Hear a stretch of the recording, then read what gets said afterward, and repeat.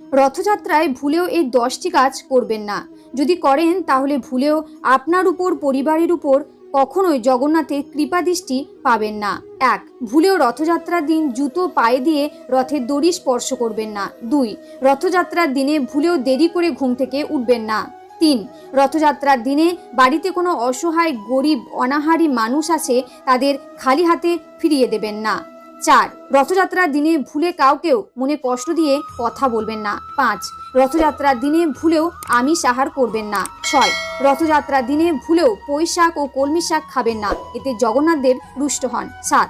রথযাত্রার দিনে তিতো কোনো খাবার খাবেন না, যেমন নিম, করলা ইত্যাদি। 8. এই দিনে বৈষ্ণব অপরাধ করবেন না। 9.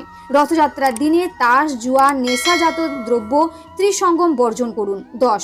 রথযাত্রার দিনে কালো পোশাক পরিধান করবেন না এবং এই দিন কোনো পশু পাখিকে কষ্টও দেবেন না।